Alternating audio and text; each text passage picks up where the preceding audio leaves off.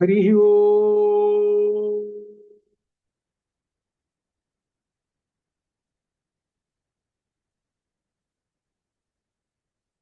गुरु ब्रह्मा गुरुर्विष्णु गुरुदेवो महेश्वरः गुरु साक्षात् परम ब्रह्म तस्मै श्री गुरवे नमः। ज्ञानानन्दमयं देवो निर्मलस्फटिकाकृतिमाधारं सर्वविद्यानां हयग्रीवमुपास्महे।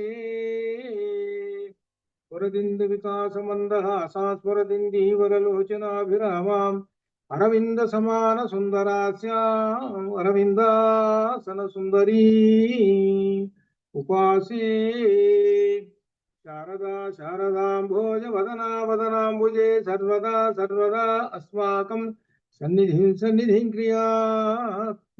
शुक्लां ब्रह्म विचारसार परमां आद्यां जगद्व्यापिनीं वीणा पुस्तकधारिणी अभयदाञ्जाड्यान्धकारापहां हस्ते स्फाटिकमालिका विदधती पद्मासने संस्थितां वन्दे तां परमेश्वरीं बुद्धिप्रदां शारदाम्। या कुन्देन्दुतुषारहारधवला या शुभ्रवस्त्रावृता या वीणावरदण्डमण्डितकरा या श्वेतपद्मासना या ब्रह्माच्युतशङ्करप्रभृतिभिर्देवैः सदा पूजिता सा मां पातु सरस्वती भगवती निःशेषजटापहा। सरस्वती नमस्तुभ्यं वरदे कामरूपिणी विद्यारम्भं करिष्यामि सिद्धिर्भवतु मे सदा। श्रीमात्रे नमः श्रीमात्रे नमः। శుభం భయాత్. సామవేదాంతర్గత శాంతోక్యోపనిషత్తు అధ్యయనం చేస్తున్నాము. ఇందులో మనకు ఇంతవరకు జరిగినటువంటి దానిలో ప్రాణదేవత ఉపాసనలో ఆ ప్రాణదేవతకు సంబంధించినటువంటి ఒక యజ్ఞం చెప్పారు. ఈ యజ్ఞంలో ఏంటంటే పిష్టము అనేటువంటిది ఒకటి. పిష్టము అని అంటే ఈ పిండి రకరకాల పిండ్లు ఇవి మనకు ధాన్యాలు ఉన్నాయి కదా, వాటి యొక్క పిండ్లన్నీ సమాహారం చేసుకొని ఇక్కడ పెట్టుకొని యజ్ఞం చేస్తున్నప్పుడు ఆ నెయ్యి యజ్ఞంలోకి వస్తున్నప్పుడు కొంత మళ్ళీ నెయ్యి ఇటు పక్కన ఈ పిష్టం మీద పోయాలి. ఇదంతా ఎప్పుడంటే అమావాస్య పూర్ణాలకి ఇది చేసేటువంటి విధానం అదంతా చెప్పుకుంటూ వచ్చారు. ఇది ఒక వ్రత దీక్ష లాంటిది. ఇది చేయటానికి కింద పడుకోవాలని ఇట్లా ఈ విధంగా కొన్ని కొన్ని నియమాలు ఉన్నాయి. ఇటువంటివి అవన్నీ చేసిన తర్వాత యజ్ఞం అంతా చేస్తుంది. అయితే యజ్ఞం చేసేటప్పుడు దీనిలో ఏం చెప్తున్నాడంటే ఆ నెయ్యి పోసేటప్పుడు ఏమని చెప్పాలి, స్వాహ మంత్రం ఏమని చెప్పాలి అని అంటే జ్యేష్ఠాయ శ్రేష్ఠాయ స్వాహ, అది జ్యేష్ఠాయ శ్రేష్ఠాయ స్వాహ, వశిష్ఠాయ స్వాహ, ప్రతిష్ఠాయ స్వాహ, సంపదే స్వాహ, ఆయతనాయ స్వాహ. ఈ ఉన్నటువంటి 4 లక్షణాలు, ఈ 5 లక్షణాలు ఆ ప్రాణదేవతకు ఉన్నాయని అర్థం. అది కాబట్టి ఈ ప్రాణదేవతకు వెళ్ళిపోతుంటుంది ఈ స్వాహ, అది అర్థం అనమాట. ఇదంతా అయిపోయిన తర్వాత ఆ పిండిని భక్షించాలి. ఎలా భక్షించాలి అని అంటే తత్సవిదురేణ్యం భర్గో దేవస్య ధీమహి ధియో యోనః ప్రచోదయాత్ అనే గాయత్రి మంత్రం ఉంది కదా, ఆ గాయత్రి మంత్రాన్ని ఉపాసిస్తూ అది చదువుతూ చెయ్యాలి, అనగా భక్షించాలి అని ఈ విధంగా చెప్పి దీంతో ఇది ఈ ప్రకరణాన్ని ముగించేసేస్తున్నాడు. అయితే ఇది చేసేటువంటిది కాలం ఇప్పుడు కాలంలో ఉన్నదా లేదా అనేటువంటిది సందేహమే. ఇది వేద కాలంలో జరుగుతున్నట్టు అమావాస్య పూర్ణాలకు ఉండేటువంటి విధానం. అదే మనకు కౌముదిలో వస్తుంది, వ్యాకరణంలో వస్తుంది. కథం పౌర్ణమాసే యుక్తి అనేటువంటి ఒక విశేషమైన ఒక వాక్యం ఒకటి ఉంది. దాని గురించి వ్యాఖ్యానం రాయాలి మేము చదువుకున్నప్పుడు. అక్కడ వస్తుంది అనమాట వ్యాకరణంలో. అంటే ఎప్పుడో వేదకాలంలో జరుగుతున్నటువంటి విశేషాలు ఇవన్నీ. అప్పుడు ప్రాణదేవతను అలా ఉపాసించారు అని అంతటితోటి అది పెట్టేసేసి ఇక ముఖ్యమైనటువంటి ఒక సమాచారంలోకి వచ్చేసేస్తున్నారు. అదే ఏమిటి అంటే పంచాగ్ని విద్య.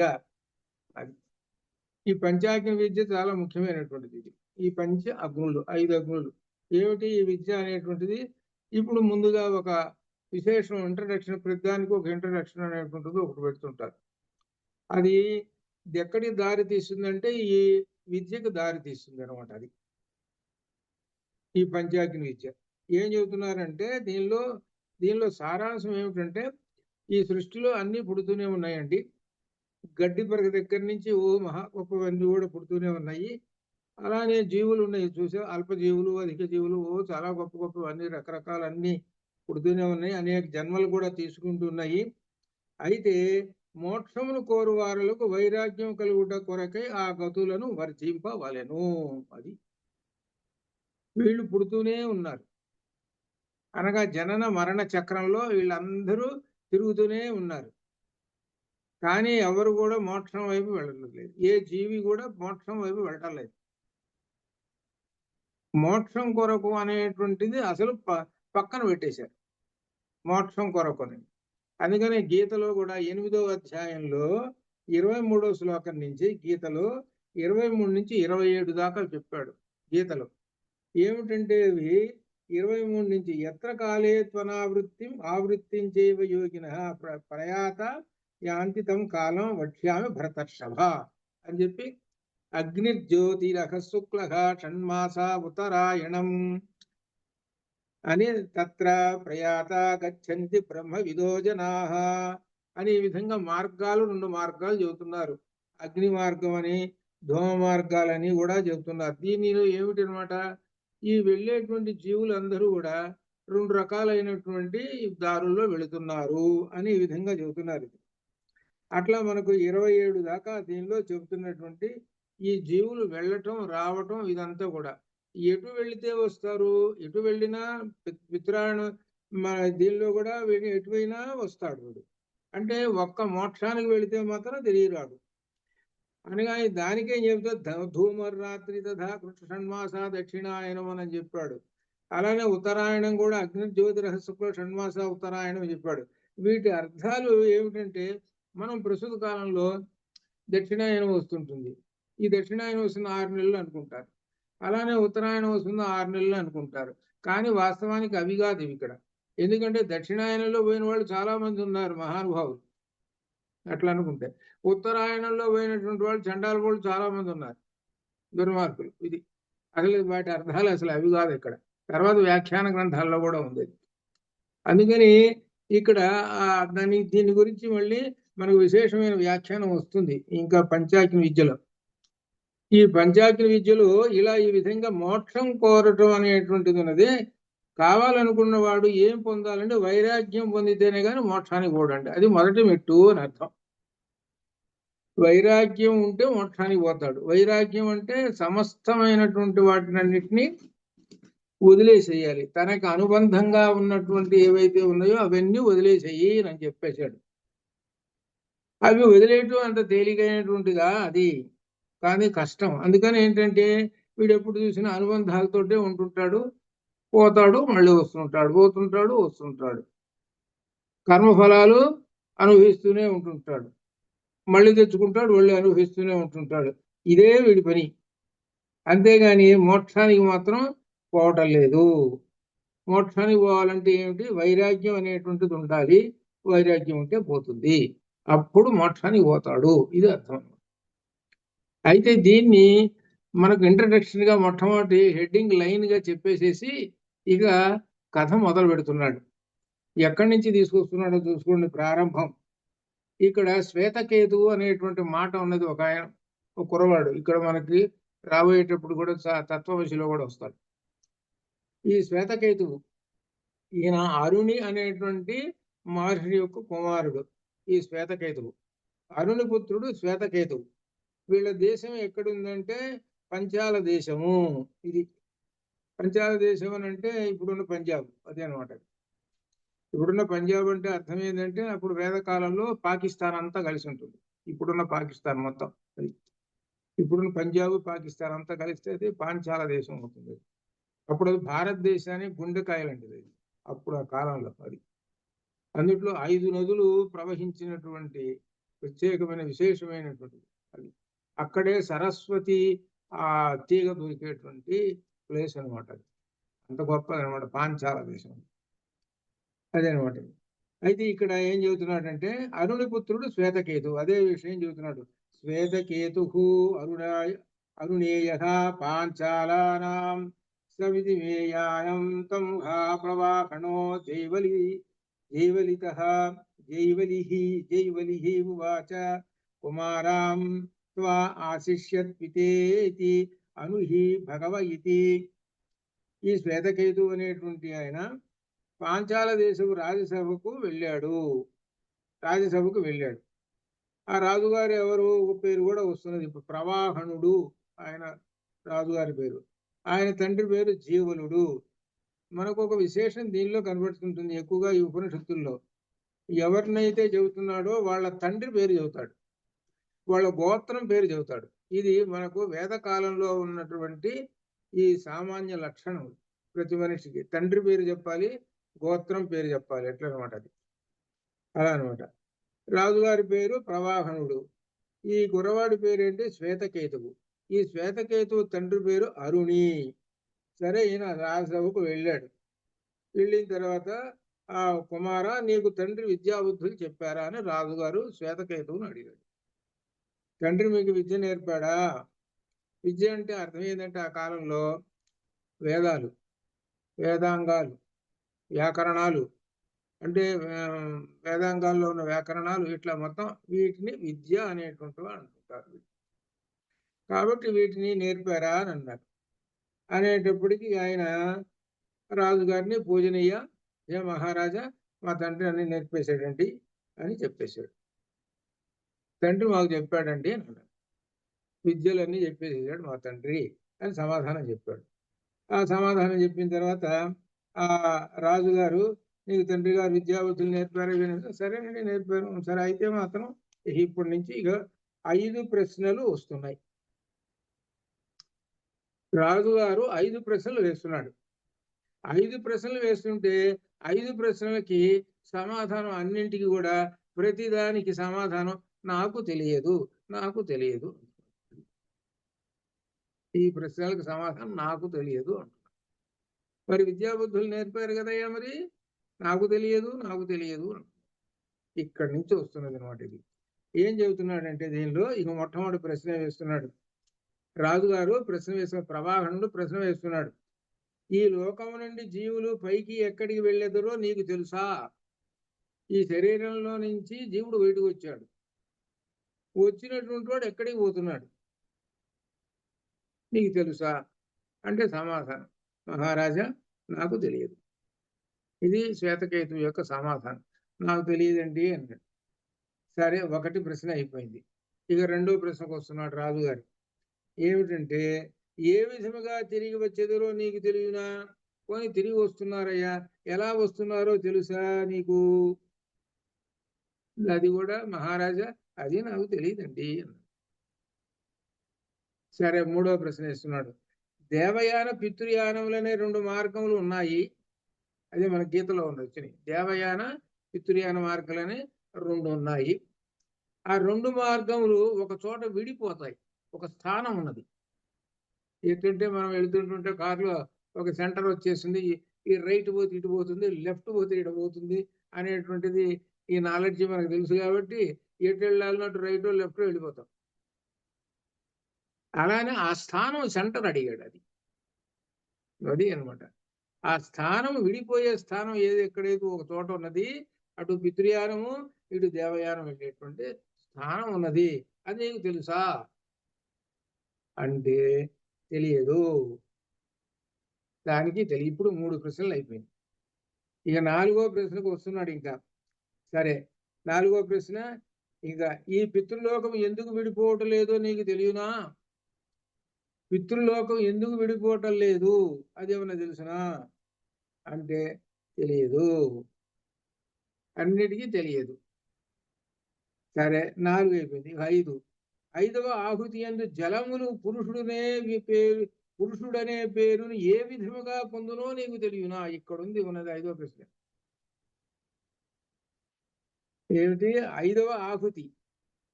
5వ ఆహుతి అని అంటే 4 ఆహుతులు ముందున్నాయి. 5వ ఆహుతి అడుగుతున్నాను నేను. 5వ ఆహుతిలో జలములు పురుషుడనే పేరుతో, పురుషుడు అనే పేరుతో ఏ విధంగా పొందునో నీకు తెలుసునా? తెలియదు. అన్నిటికీ సమాధానం తెలియదు అనేటువంటిది చెప్పేసేసాడు. 5 ప్రశ్నలకి రాజుగారు అడిగినటువంటి 5 ప్రశ్నలు. రాజుగారు ఎవరు? క్షత్రియుడు. ఈయన వచ్చిన అబ్బాయి ఎవరు? బ్రాహ్మణుడు, వేదాంగాలన్నీ చదివినటువంటి వాడు. ఈయన ఎవరి దగ్గరికి పోయినాడు అంటే రాజుగారి దగ్గరికి పోయినాడు, క్షత్రియుడి దగ్గరికి పోయినాడు. క్షత్రియుడు ఆయన వేసిన ప్రశ్నలు చూసుకో ఎలా ఉన్నాయి.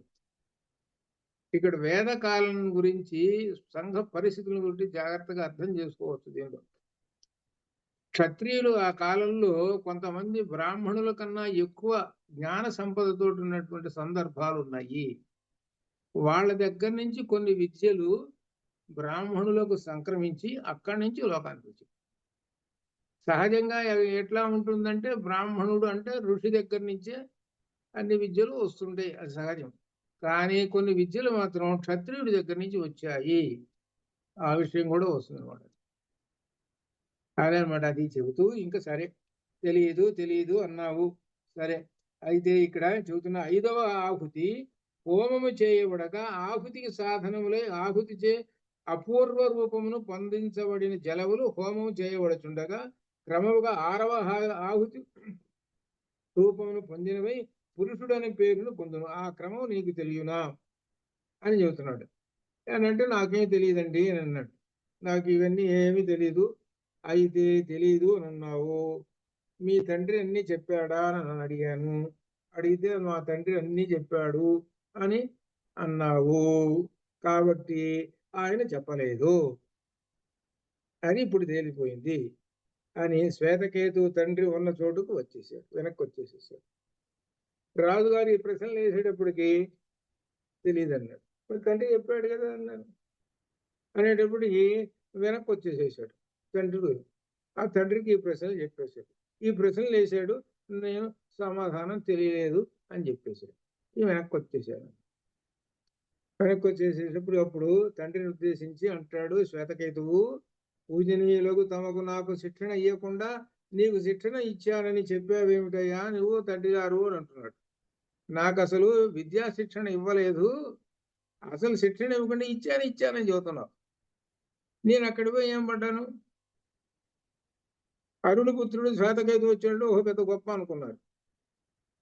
అక్కడికి పోయి అడిగేటప్పుడు ఏమిటంటే ఒకటి కూడా నాకు తెలియదు అని వచ్చేసి నువ్వు నాకు చెప్పలేదు అని అంటున్నాడు తండ్రిని దగ్గరకు వచ్చి. ఈ విధంగా శ్వేతకేతు ఈ విధంగా అంటున్నాడు.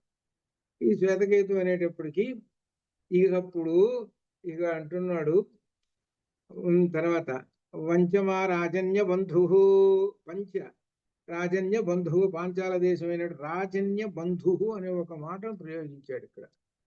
రాజన్య అనేటువంటిది ఏమిటంటే ఇది తక్కువగా చేసేటువంటి మాట ఇది. అందుకని దుష్టుడగు రాజు అని అర్థం, దుర్మతి అగు రాజు అది అర్థం. నన్ను 5 ప్రశ్నలు అడిగాను, వాటిలో ఒక్కదానినైనా వివేచనము చేయలేకపోతిని అని చెప్పాడు. ఆ తండ్రి ఏమని చెప్పానంటే అప్పుడు నీవు నాకు ఏ విధముగానైతే ప్రశ్నలు చెప్పితివో, ఆయన వేసిన 5 ప్రశ్నలు నాకు మళ్ళీ దిగొచ్చి చెప్పేస్తున్నావు, వాటిలో ఒక్కదానికి కూడా సమాధానం నాకు కూడా తెలియదు. నాకు తెలిస్తే ఎందుకు చెప్పను నేను? తండ్రికే తెలియలేదు కాబట్టి కొడుకు ఎందుకు తెలుస్తుంది? తండ్రికి తెలిస్తే కొడుకు మొత్తం చెప్పేసేవాడు. కానీ తండ్రికి తెలియదు కాబట్టి ఓహో విద్య అంటే ఇంతవరకే కదా, ఏదో 4 వేదాలు చెప్పడం, వేదాంగాలు చెప్పడం ఇంతవరకే కదా అని అనుకున్నాడు అరుణి. అంతవరకే చెప్పాడు, కానీ ఇవి మాత్రం తెలియదు. ఇవన్నీ కర్మకాండకు సంబంధించినటువంటివి. ఇవన్నీ మొట్టమొదట కర్మకాండ అనేది వేదంలో ఉంటుంది కదా, దానికి సంబంధించినటువంటి ప్రశ్నలు అనమాట ఇవి. కాబట్టి నాకు తెలియదు, నాకు కూడా తెలియదు అని అన్నాడు కుమారుడితోటి. అనేటప్పటికి సరే ఏం చేద్దాం నన్ను కూడా, సరే ఆ విధంగానే ఆ ఇద్దరు తండ్రి కొడుకులు, ఇందువల్ల నా గురించి నీవు మరో విధముగా తలపోయవద్దు, నేను తెలిసి చెప్పలేదు అని అనుకుంటావు, నా మీద దోషం ఏమైనా పెట్టుకుంటామేమో రాబాయ్, పెట్టుకోవాకు, నాకు కూడా తెలియదు అని ఉన్నది అని చెప్పేసి. ఇప్పుడు అంతా నిజాలు చెప్పడం అనేది ఉందండి వేదకాలంలో. అది రాజుగారు అడిగే ప్రశ్నకి ఏమంటున్నాడు? నాకు తెలియదు నిజం చెప్పేసి. వచ్చి తండ్రిని అడిగాడు, నాకు తెలియదురా అని నిజం చెప్పాడు. ఇక్కడ విశేషం వేదకాలంలో సత్యం నిజం చెప్పడం అనేటువంటిది ఒక సామాన్య లక్షణము. అదే సత్యకామ జాబాలలో కూడా ఉంది. సత్యకామ జాబాల వృత్తాంతంలో కూడా వాడు నిజం చెప్పేశాడు. తల్లి నిజం చెప్పేసింది, ఇదిరా విశేషము అని చెప్పేశాడు. అట్లా ఉండేదన్నమాట అప్పుడు. సరే ఇప్పుడు తద్భిన్నం అంతా. తెలియంది కూడా తెలుసండి అని చెప్పేటువంటి లక్షణాలు ఇప్పుడు మనకు చాలా సందర్భాల్లో కనపడుతున్నాయి కదా. అది దాంతో కర్మఫలాలు అన్ని తెచ్చుకుంటుంటారు, రకరకాలైన మనం చూస్తూనే ఉంటాం అనుకో. అది కాబట్టి ఎట్లా సరే నాకు కూడా తెలియదు అన్నాడు. అయితే ఏది అహం ఇమాన ఏది ఇహం ఇమాన వేదిష్యం కథంతే నా వక్ష్యమితి నా అవక్ష్యమితి. నేను ఈ ప్రశ్నలు తెలుసుకుని వాడనైనతో, వేదిష్యం తెలుసుకుని వాడినైనతో, కానీ నా వేదిష్యం నాకు తెలియదు. ఈ ప్రశ్నలకు సమాధానం నాకు తెలియదు. తెలుసుకునేతో నీ కొరకు ఎందుకు చెప్పకుండా ఉండేవాడిని? నా అవక్ష్యమితి, చెప్పకుండా ఎందుకుంటాను? నాకే ప్రశ్నలకు సమాధానం తెలియదు అని చెప్పి ఉన్న నిజం చెప్పేశాడు, తండ్రి చెప్పేశాడు.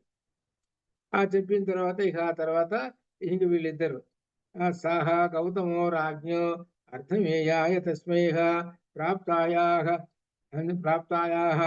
ప్రాప్తాయార్హం చకార సహ ప్రాతః స భాగ ఉదేయాయ తం హోవాచ మానుషస్య భగవన్ గౌతమ విత్తస్య వరం వృణీధా ఇతి స హోవాచ తదైవ రాజాన్ మానుషం విత్తం యామేవ కుమారస్యాంతే వాచం అభాషదాస్తామేవ మే బ్రూహీతి సహ కృత్ శ్రీ బభూవ. గౌతమ గోత్రీయుడు అరుణి రాజు యొక్క స్థానం గురించి, అంటే వీళ్ళ గోత్రం గౌతమ గోత్రం. ఈ అరుణి కొడుకు శ్వేతకేతు, వీళ్ళ గోత్రం గౌతమ గోత్రం. గౌతమ గోత్రీయుడు గోతమ, ఇక్కడ గౌతమ అన్నాడు, అదే గౌతమ గోత్రీయుడు చేసిన అరుణి కొరకు రాజు సత్కారం చేశారు. వీళ్ళిద్దరు కలిసి రాజుగారి దగ్గరికి వెళ్ళారు. రాజుగారి దగ్గరికి వెళ్ళగానే రాజుగారు వచ్చినటువంటి బ్రాహ్మణులు కదా, వాళ్ళకి సత్కారం చేశాడు. సత్కారం అందుకున్న అరుణి ఆ మరునాడు ఉదయం రాజు వద్దగా వెళ్ళాడు. అక్కడ ఈ రాజులకు ఇక్కడ ఏంటంటే పూర్వకాలం ఎవరిని ఇట్లా బ్రాహ్మణులు వస్తే వాళ్ళని ప్రత్యేకంగా వాళ్ళని స్వీకారం తీసుకొని ఒక డిపార్ట్మెంట్ ఉండేది, తీసుకొని వాళ్ళని తీసుకెళ్లి అగ్ని గృహానికి తీసుకుపోతారు. అక్కడ అగ్నులు ఉంటాయి అన్నమాట. అక్కడ వాళ్ళకి అక్కడ ఉంచుతారు, అతిథి సత్కారాలు అక్కడ జరుగుతాయి. అక్కడ జరిగిన తర్వాత మరునాడు రాజుగారి దగ్గరికి వెళ్తాడు. ఇది సహజంగా అప్పుడు కాలంలో ఉండేటువంటిది. అంటే డైరెక్ట్ గా రాజుగారి దగ్గరికి కాకుండా ముందు అగ్ని గృహానికి ప్రత్యేకంగా వాళ్ళకి ప్రత్యేకమైనటువంటి ఉండేటువంటి గృహం. మిగిలిన రాజుల కంటే ఇక ఉండేగా ప్రత్యేకమైనటువంటి విలాసవంతమైన భవనాలు అక్కడ చేస్తారు. వీళ్ళకి వ్యతిరేకం అదనమాట. ఆయనను ఉద్దేశించి రాజు మరునాడు వెళితే సభకి, గౌతమ, మనుష్యులకు సంబంధించిన సంపదకు చెందిన వరమును కోరుకొనుము. మానవులకి ఏం కావాలి? వరాలంటే సంపదలు కావాలి. ఆవులు, ధనము, బంగారము, ఇట్లా ఈ విధమైనటువంటివి కావాలి. కాబట్టి కోరుకో, నీకేం కోరుకుంటావో కోరుకో, ఇచ్చేస్తాను అన్నాడు. అప్పుడు ఓ రాజా, మనుషులకు సంబంధించిన సంపదను నీ వద్దనే ఉంటుంది, నాకు అక్కర్లేదు, నీ దగ్గరే ఉంచేసుకో, నాకేం అక్కర్లేదు. అయితే ఇప్పుడు నేను అడిగేది, నా పుత్రుని వద్ద ఏ మాటను పలికితివో? నా పుత్రుని వద్ద 5 ప్రశ్నలు వేశావు. ఏ ప్రశ్నలు వేశావు దానినే నా కొరకు వాటికి సమాధానాలు నాకు చెప్పుము అంటున్నాడు. నాకు ఈ సంపదలు వద్దు, ఏమొద్దాయా, ఆ ప్రశ్నలకు సమాధానాలు ఏమిటో అవి చెప్పవయ్యా అని అంటున్నాడు. ఈ ప్రశ్నలకు సమాధానాలు ఏమిటో అవి చెప్పుము అని గౌతముడు పలికాడు. అప్పుడు రాజు ఏం చేస్తాడనమాట, అప్పుడు రాజు కష్టములో పడెను. అరే ఏమిటి సంపదలు తీసుకోవయ్యా అని అంటే ఈ ప్రశ్నలకు సమాధానం చెప్పమంటున్నాడు ఆయన. వచ్చినటువంటి వాళ్ళు ఎవరు? బ్రాహ్మణుడు, ఆయనేమో పై స్టేజ్ అయినా, నేను డౌన్ స్టేజ్ అయినా, 1వ స్థానం అయింది, నాది 2వ స్థానం, చెప్పమంటున్నాడే అని అనుకున్నాడు. అని అనుకొని కూడా ఆయన ఇప్పుడు ఏం చేస్తున్నాడు అనమాట. దాని తర్వాత రాజు అప్పుడు ఆ విధంగా అనుకోని అది ఆ విషయమే ఇక్కడ కొన్ని విశేషాలు మధ్యలో రాస్తున్నారు. ఏమిటంటే, గౌతమ గోత్రీయుడ అరుణి జీవలుని పుత్రుడు రాజు స్థానం ఇచ్చేశాడు. ఇచ్చేసిన ఆ గౌతముని కొరకు సత్కారం చేశాడు. ఆ గౌతముడు అధిక సత్కారం స్వీకరించిన వాడై మకాము చేసి మరునాడు ఉదయమే రాజసభకు చేరాడు. ఇక్కడ భాగ అనగా పూజ లేక సేవ. భాగముతో కూడిన వాడు సభాపుడు, అనగా గౌతముడు తాను ఇతరులచే పూజింపబడుతున్న వాడే రాజు వద్దకు విచ్చేశాడు. రాజు ఆ గౌతముని గూర్చి, ఓ పూజనీయ గౌతమ, మానవులకు చెందిన గ్రామము, ధనము మొదలైన సంపదకు సంబంధించిన కోరదగిన కోరికను వరము. గ్రామం అంటే అగ్రహారాలు ఇచ్చేవాళ్ళు, అదొకటి, ధనం కూడా ఇచ్చేవాళ్ళు, కోరుకో అంటున్నాడు. ఆ గౌతముడు, ఓ రాజా, మానవులకు చెందిన సంపద నీ వద్దనే ఉంచుకో. నా కుమారుని వద్ద 5 ప్రశ్నల రూపంలో ఉన్నది ఏదైతే ఉన్నదో వాటికి సమాధానం, ఆ వచనాలకి సమాధానం చెప్పుము అని అడుగుతున్నాడు. గౌతమునిచే ఈ విధముగా కోరబడిన ఆ రాజు, ఇది ఏమిరా దేవుడా, కష్టం వచ్చి పట్టింది అని అనుకుంటున్నాడు. ఈ ప్రశ్నలకు సమాధానం చెప్పమంటున్నాడు ఈయన. నేనేదో సంపదలు ఇచ్చి పంపిస్తే పోతాడు కదా అని అనుకుంటే ఈ ప్రశ్నలకు సమాధానం చెప్పమంటున్నాడు ఈయన అంటూ పాపం కష్టంలో పడ్డాడు. ఇప్పుడు రాజు వేదవేత్తను తిరస్కరించరాదని తలంచుడవై, వచ్చినటువంటి వాడు బ్రాహ్మణుడు వేదవేత్త కదా, ఆ సమాధానం చెప్పమన్నాడు కదా, చెప్పకపోతే అప్పుడు ఎట్లా? అది తెలిసి చెప్పకపోతే అది పాపం. అది వీడిగా నిజంగా తెలియదు కాబట్టి తెలియదు అన్నాడు. మరి ఆయనకి తెలుసు కదా, తెలుసు కాబట్టి చెప్పకపోతే మహాపాపం అయింది. ఇది ఇక్కడ. కాబట్టి విద్యా నియమమును పాటిస్తూ విద్యను బోధించవలని తలంచి, సరే వీళ్ళకి ఈ విద్య చెబుతాను, 5 ప్రశ్నలకి సమాధానం చెబుతానని మనసులో నిర్ణయించుకొని ఏమంటున్నాడు వాళ్ళతోటి, తమహాచిరం వసేత ఆజ్ఞాపయాంచకార, మీరు చాలా కాలం ఇక్కడ నివసించండి అని మొట్టమొదట అన్నాడు. చాలా కాలం ఇక్కడ ఉండండి, మా రాజభవనం ఉన్నది కదా, హాయిగా శుభ్రంగా మూలకులు ఉన్నటువంటి ప్రత్యేకంగా ఆశ్రమాలు ఇటువంటివన్నీ ఉన్నాయి, అటువంటి చోట మీరు ఉండొచ్చు, చాలా కాలం ఉండండి అని అన్నాడు. ఆ విద్య చెబుతాను చాలా కాలం. ఇదే విషయం ప్రశ్నోపనిషత్తులో వచ్చింది.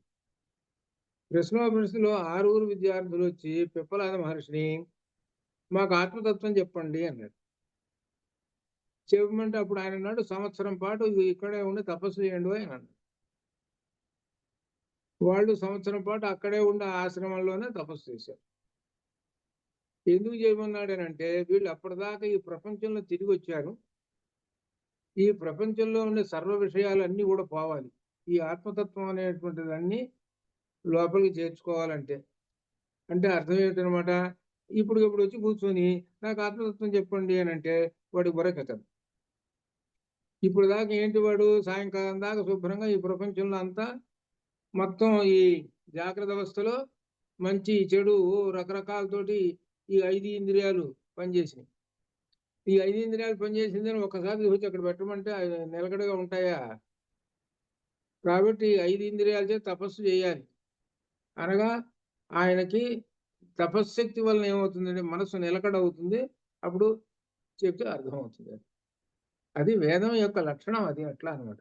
అంతేగాని పగలల్లా తిరిగి వచ్చేసేది నాకు చెప్పండి అని అంటే అది బుర్రకెక్కదు వాడికి. ఈ చెవురు విని ఆ చెవున వదిలేస్తాడు.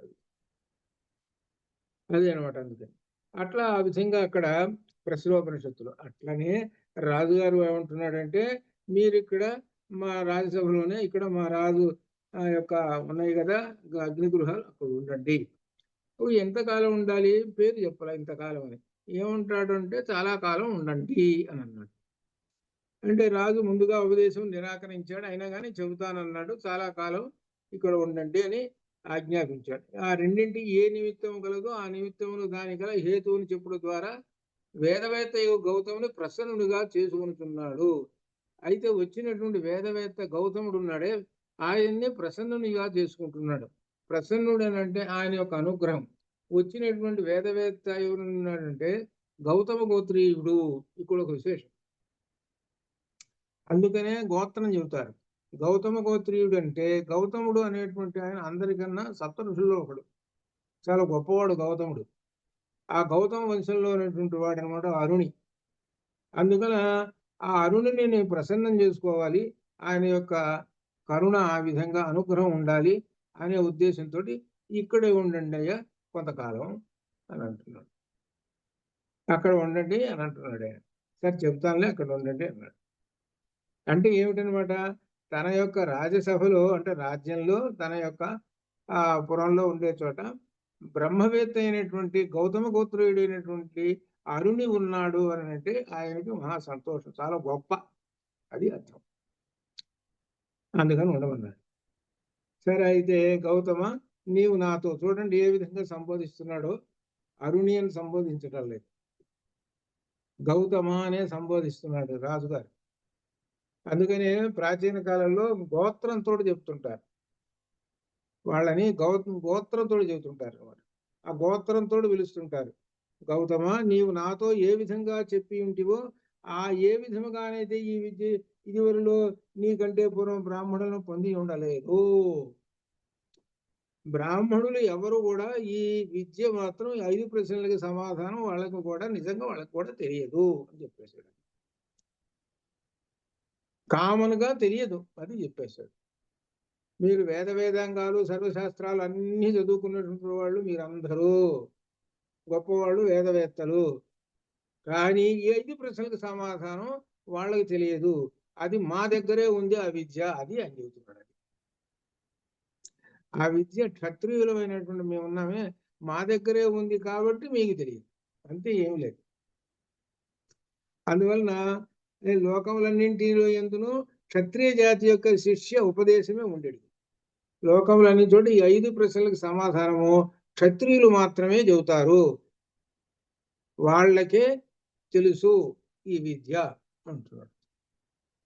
ఏది విద్య? ఇప్పుడు రాబోయే విద్య పేరేంటి? పంచాగ్ని విద్య.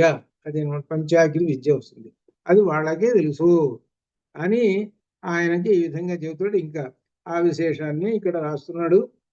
విద్యారూపముగా ఆ వాక్కును మాత్రమే నాకు చెప్పుమని ఏ విధముగా పలికావో ఆ విధముగా తెలియక పలికితివి, అందుచే నీవు తెలుసుకునుము.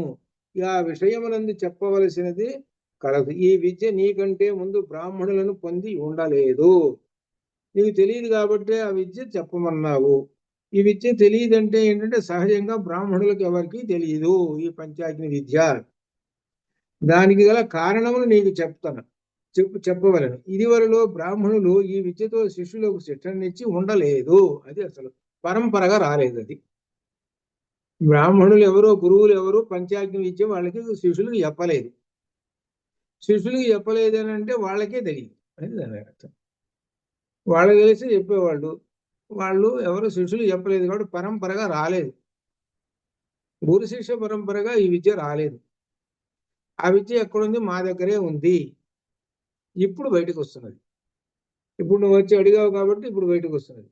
ఈ సంగతి ఈ లోకంలో ఆ విధముగా ప్రసిద్ధముగానే ఉన్నది. కావుననే పూర్వము లోకములన్నింటి యందు క్షత్రియ జాతియే ఈ విద్యతో శిష్యులకు శిక్షణనిచ్చుట జరిగినది. ఈనాటి వరకు ఈ విద్య క్షత్రియుల పరంపరలోనే వృద్ధి చెందుతూ ఉన్నది. ఈ విద్య ఎవరి దగ్గర అయితే ఉంది? క్షత్రియుల దగ్గర. వాళ్ళ దగ్గరకు వచ్చి నేర్చుకొని పోతున్నారు. ఎవరు నేర్చుకునే? మళ్ళీ బ్రాహ్మణులే. అది క్షత్రియుడి దగ్గరకు వచ్చి నేర్చుకొని పోతున్నారు. అయినప్పటికీ నేను ఈ విద్యను నీ కొరకు ఉపదేశించగలను. నీకు ఉపదేశించిన విధంగా ఈ పైన ఈ విద్య బ్రాహ్మణులను పొందగలదు. చివరికి నీకు ఉపదేశిస్తే నీ కుమారుడు మళ్ళీ అట్లా వరుస వరుసగా పరంపరగా లోకంలో వ్యాప్తి చెందుతూ ఉంటుంది. ఇందువల్ల నేను ఏ వచనమును పలికితినో అనగా మానుష చిత్తమును కోరుకునము ఇచ్చారు. అంటే అర్థం ఏమిటి? ఈ విద్య సంగతి అడ్డుపెట్టి మానవ సహజమైన లక్షణం ఏమిటంటే సంపదలు కోరుతుంటారు. ఏమైనా నీకేమైనా కోరుకోవయా, నేను ఇస్తానని అనేటప్పటికీ వెంటనే నాకు ధనం కావాలి, అవి కావాలి, ఇవి కావాలని అడుగుతుంటారు. ఈ సహజంగా మానవుడుకున్న లక్షణం. అలానే మేము కూడా వచ్చినటువంటి వాళ్ళకి ఏమంటే ఏం కావాలో కోరుకోండి అనుకుంటాం. అలానే అన్నాను నేను, మానవ లక్షణం. విత్తము కోరుకోము. విత్తము అని అంటే అర్థం ఏంటి? ధనము.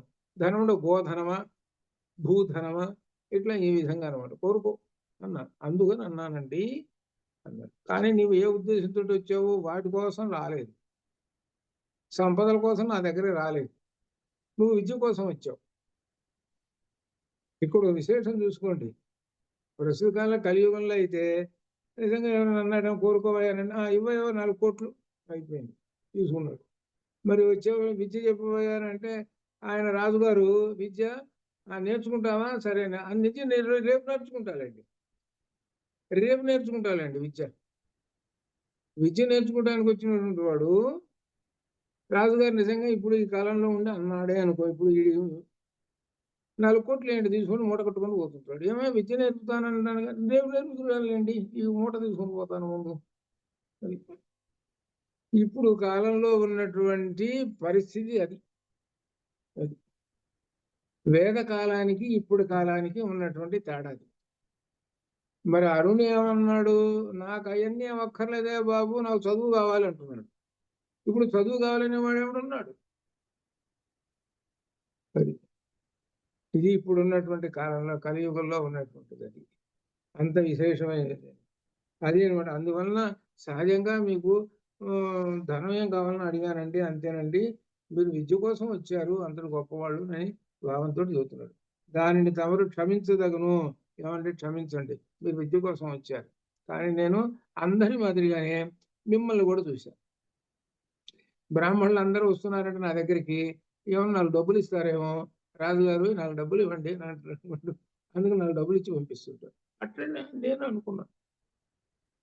ఇప్పుడు అర్థం కాల అంటే అర్థం ఏమిటి? అర్థిగా వచ్చాడు, చెయ్యి చాపాడు. ఈ చెయ్యి చాపితే రాజుగారి చెయ్యి ఎక్కడ ఉంటుంది? పైన ఉంటుంది. బ్రాహ్మణుని చెయ్యి ఏమో కింద ఉంటుంది.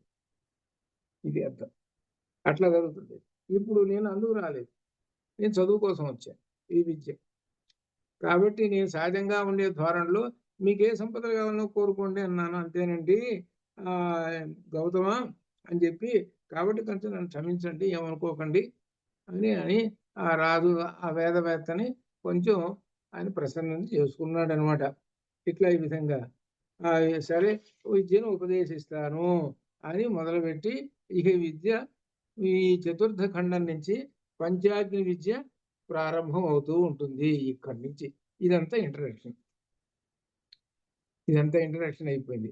ఇక్కడ దానిలో ప్రారంభం చేసి తర్వాత రేపు వచ్చే రోజు చేస్తారు. దీనిలో ఏంటంటే మొట్టమొదటిగా అసోవావలోకో గౌతమాగ్ని తస్య ఆదిత్య ఏవ సమిత్ రశ్మయో ధూమో హరహ ధూమోర హరి హరరచ్చి చంద్రమ అంగార నక్షత్రాన్ని విస్ఫులింగా ద్యులోకము నిశ్చయముగా అగ్ని దానికి ఆదిత్యుడే సమిత, కిరణములే పొగ, పగలు మంట, చంద్రుడు బొగ్గులు, నక్షత్రములు మిడుగురువులు.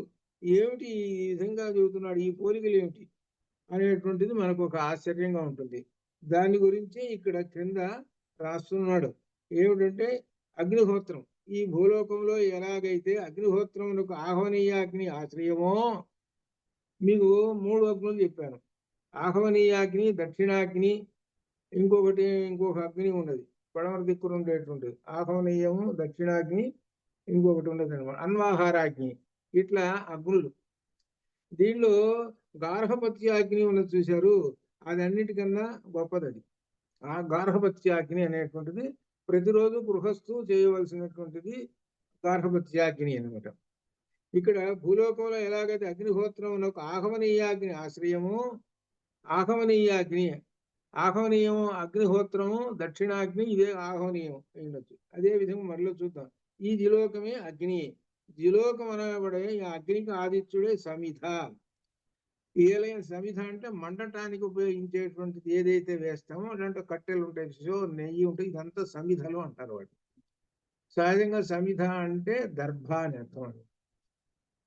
అదనమాట. ఏలైనా ఈ ద్యులోకం ఆదిత్యునిచే ప్రజ్వరిల్ల చేయబడినది, ప్రకాశించుతున్నది. ఇందువల్ల చక్కగా ప్రజ్వరిల్ల చేయుటను బట్టి ఆదిత్యుడు సమిధ. సమిధ నుండి పొగ పైకి వచ్చినట్లుగా ఆదిత్యు నుండి కిరణాలు ఆవిర్భవించు గనుక కిరణములే పొగ. అగ్ని నుండి జ్వాల ఉద్భవించినట్లుగా ఆదిత్యుని నుండి పగలు ఉదయించుతున్నది కనుక పగలే జ్వాల. పైగా జ్వాలకు పగటికి ప్రకాశించుడు అనే ధర్మము సమానం. చంద్రుడే మండే బుక్కులు, అలానే జ్వాల చల్లారి బుక్కులు. ఈ విధంగా దీంట్లో చెప్పుకుంటూ ఒక పోలికతోటి చెబుతూ చివరికి ఏమిటి దీనికి తీసుకొచ్చేది అంటే 5 విధములైనటువంటి ఈ అగ్నులు చెప్తూ ఉన్నాడు అనమాట. ఇది అగ్నులు అంటే నిజంగా అగ్ని అనేటువంటి మాట కాదు. దీని గురించి మనకు రేపు ప్రత్యేకంగా మనము వచ్చే దానిలో ఈ పంచాగ్ని గురించి పూర్తి చేద్దాం అంతవరకు అనమాట. దీనికి ఎక్కువే పడుతుంటాయి మీదే. అంతవరకు శుభం. ఓం పూర్ణమద పూర్ణమిదం పూర్ణాత్ పూర్ణముదచ్యతే పూర్ణస్య పూర్ణమాదాయ పూర్ణమేవావశిష్యతే. అసతో మా సద్గమయ తమసో మా జ్యోతిర్గమయ మృత్యోర్మామృతంగమయం శాంతి శుభం భూయాత్.